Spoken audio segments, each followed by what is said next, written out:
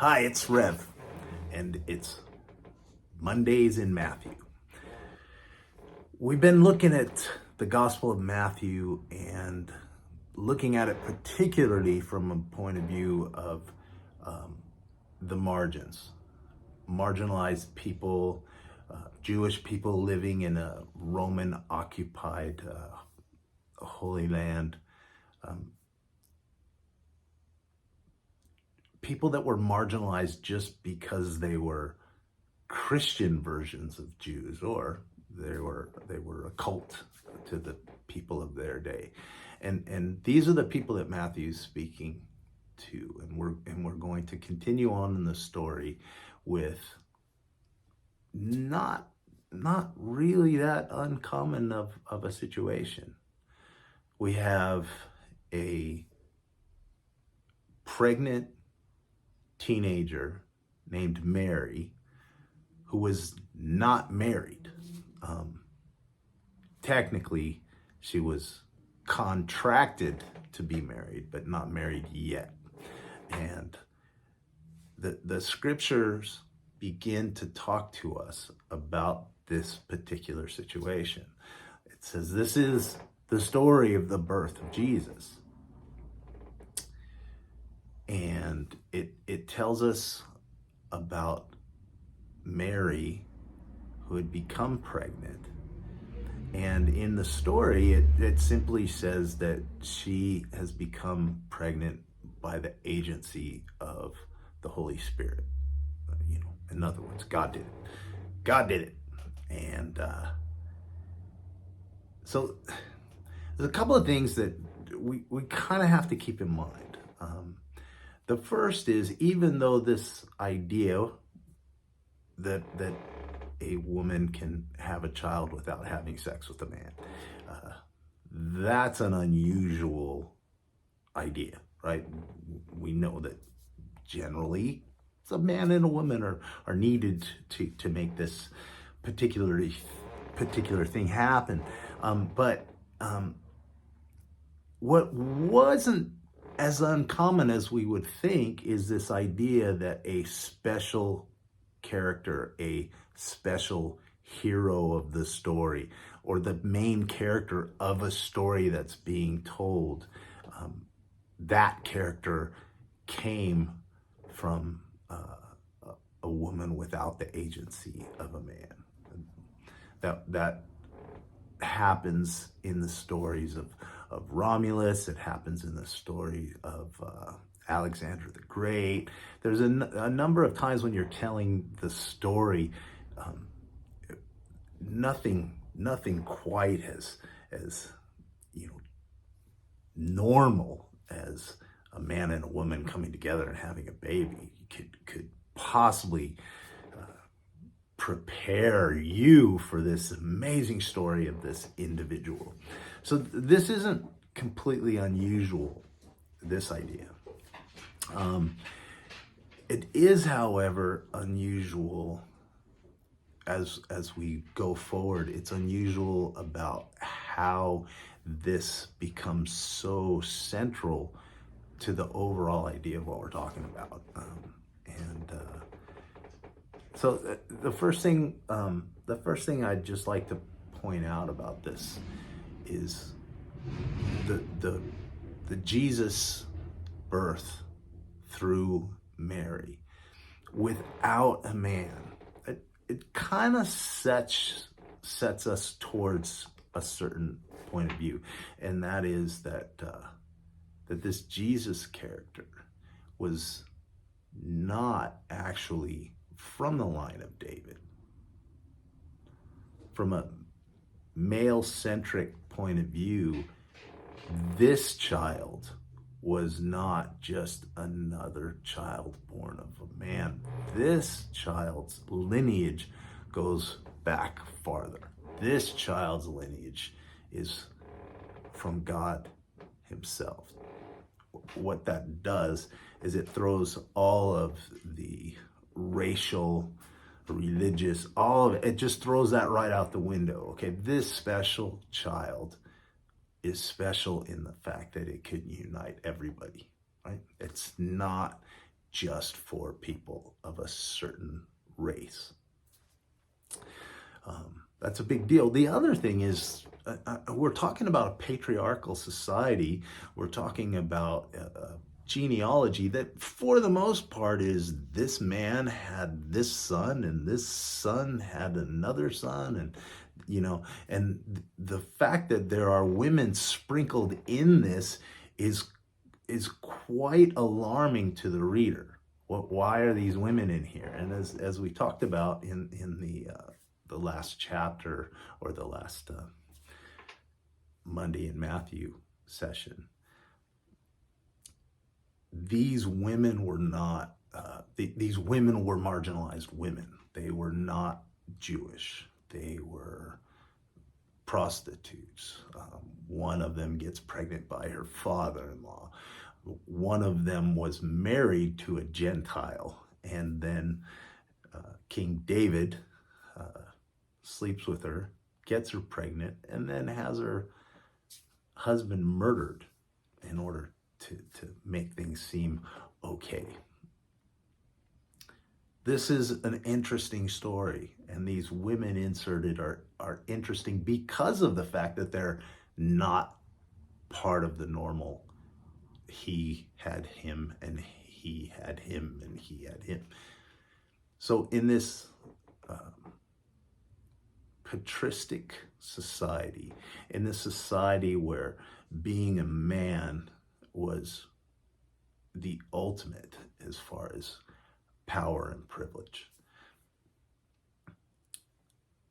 this child is born not by the agency of a man, which not only makes him not part of the typical patriarchal line, but in addition to that, because Mary was not under the covering of a male, it automatically makes her marginalized, and it makes her child marginalized. In other words, you married this teenage girl who slept with someone else and is carrying that other person's child. That's later we hear the accusations against Jesus. We know that you were born completely in sin. In other words, we know that your birth wasn't even through wedlock. So this is what's happening here. It's unusual, but it's not completely unusual when it comes to the storytelling of this time period. So Jesus is conceived through the agency of God. And what I will point out, just again, for those of you who may not have a supernatural view of things, may not have accepted this idea of an interventionist God, if you will, that's not crucial to the point. That doesn't have to. This isn't a history. This is a story. Okay. Now, if you're like me and you believe in a God who intervenes in history at times, then things that are miraculous, they can happen.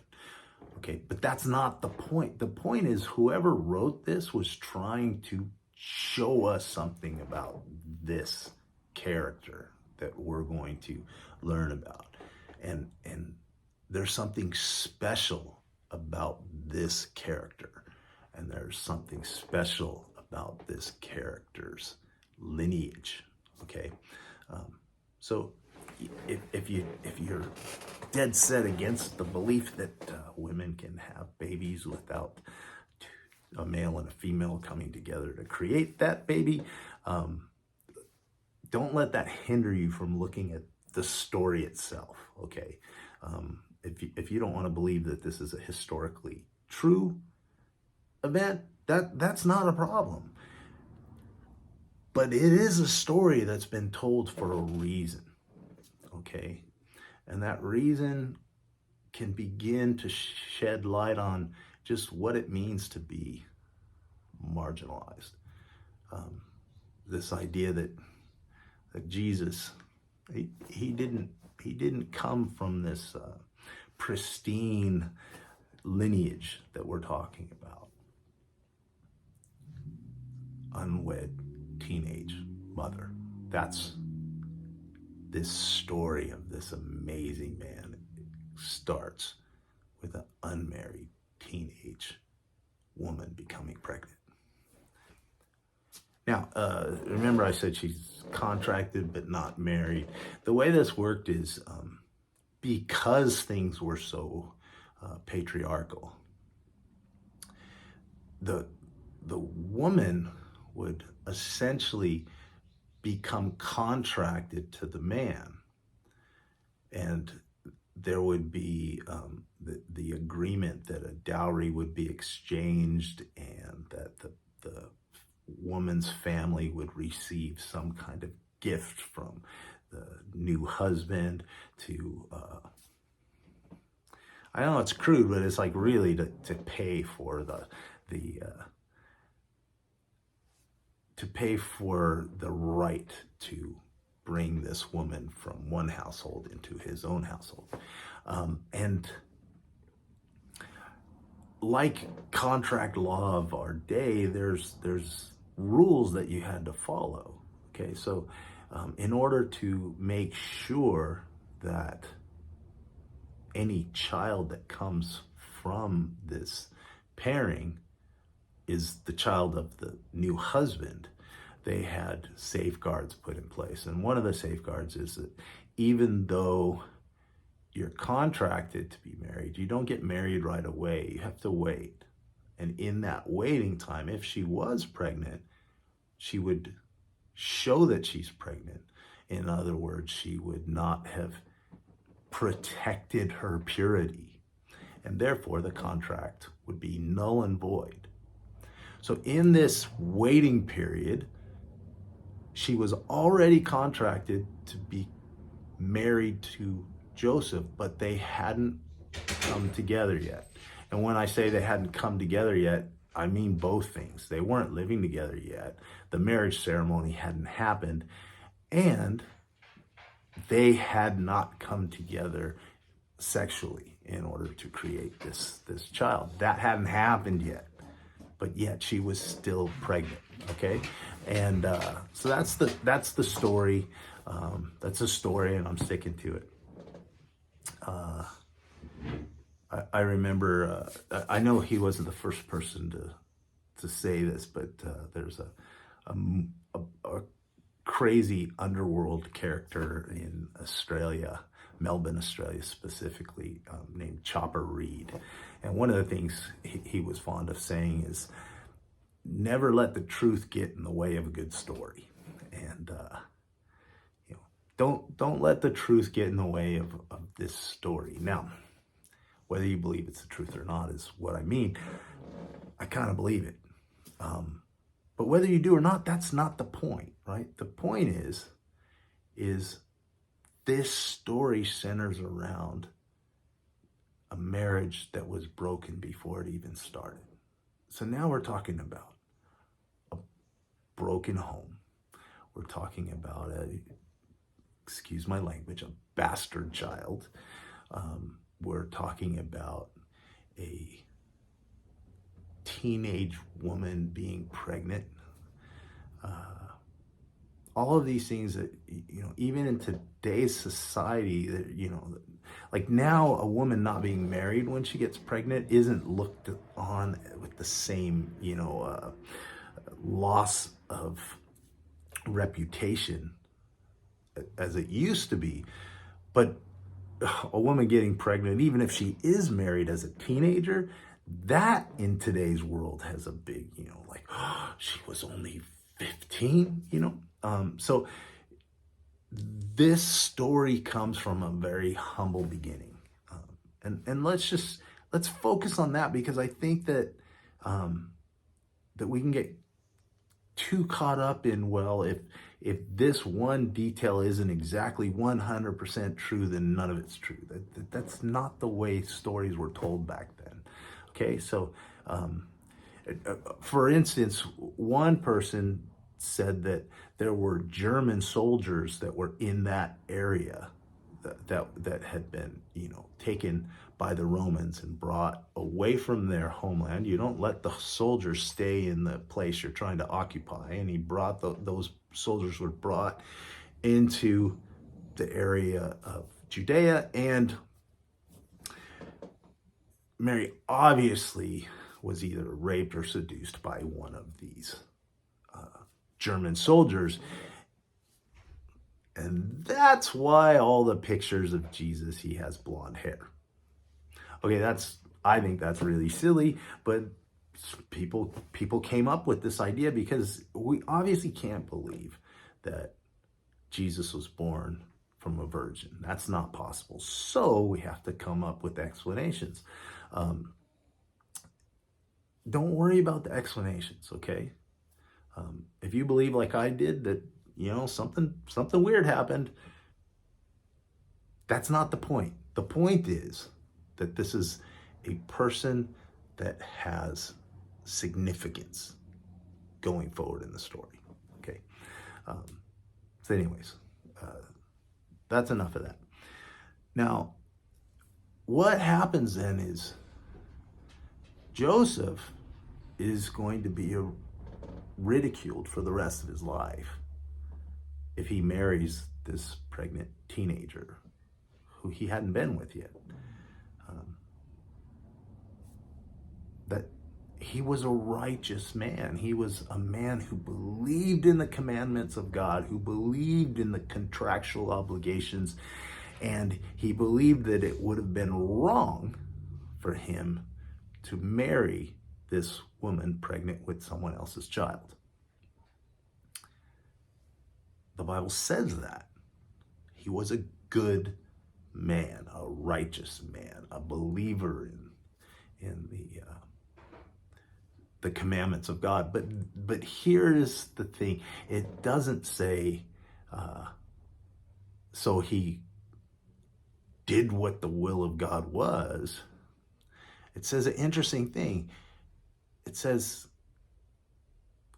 he also didn't want to take this poor young lady and open her up to public criticism, to the denigrating of her as a human being. He didn't want to ruin her life by making it a public scandal. Okay? It would have been perfectly within his legal right to do so. But because he didn't want to shame this woman, he was going to follow the law, but he didn't want to shame her. He's going to do it secretly and outside of the eyes of people looking around. And that's the thing I wanted to talk to you just real quickly about. Particularly in today's religious world, there's rules and regulations, right? If you want God to be happy with you, if you want to be able to go to heaven when you die, if you don't want to go to hell, all of these rules and regulations you have to keep. And Joseph was actually one of those people who believed that.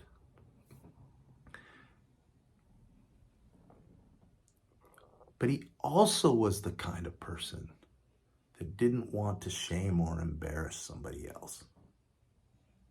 If you're going to be a religious person, if you're going to have a standard that maybe is different than the normal society that you're surrounded by, your job is not to use that as a club to beat other people over the head with. Your job is not to use that as some trophy to show how awesome you are. And Joseph was a perfect example of the way we should act if our values do not align with the values in our community. We are not to destroy other people because they didn't live up to our values. In this case, and we're going to talk more about what actually happened according to the story, but in this case, Joseph didn't have that information yet. The only information that he had is the woman that was contracted to marry him, who he hadn't slept with yet, was pregnant. And the law said that he could not marry Mary because of that. But instead of sending out the wedding invitations and saying, this isn't going to happen now because this woman was impure and immoral, he didn't do that. Instead, he decided in his heart that he would follow his religious beliefs, but he wasn't going to do it at the expense of someone else's entire life. And he said, well, let's just do this quietly. Let's do this under the table. She's going to have enough problems raising a child without a father. I don't want to put even heavier burden on her. That's a righteous man. That is a way in which the author of Matthew is showing his listeners the way someone is supposed to behave. And I kind of like that. So now we're going to talk about, next week, we're going to talk about where we go from here. How do things progress from here? Where's the rest of the story going to go? But from a place of just looking at things this week, let's just ask ourselves, if people believe things you don't believe, if people don't believe things that you believe, and they don't, because of that, live up to the same values that you have, you're not required to accept their values. You can live your values out. That doesn't mean you have to be a jerk. Don't be a jerk. What's the moral of the story today? Don't be a jerk. It's kind of my philosophy of what Christianity's supposed to be. Don't be a jerk. So, until next week, I hope you'll remember that Rev loves you, and this was Mondays in Matthew, and we're going to keep going. It's going to be a long ride. Please like this, comment on it, ask questions. I'll answer them, I promise. Share it with people that you like, and subscribe so you can keep going through. And if this is the first of these messages that you've heard, go back and listen to the introduction. At the very least, listen to the introduction. Part 1's kind of long. This is part 2, but it's a little shorter, and I'm going to get shorter still. I'm working on it. So until next week, thanks for joining me, and Rev loves you.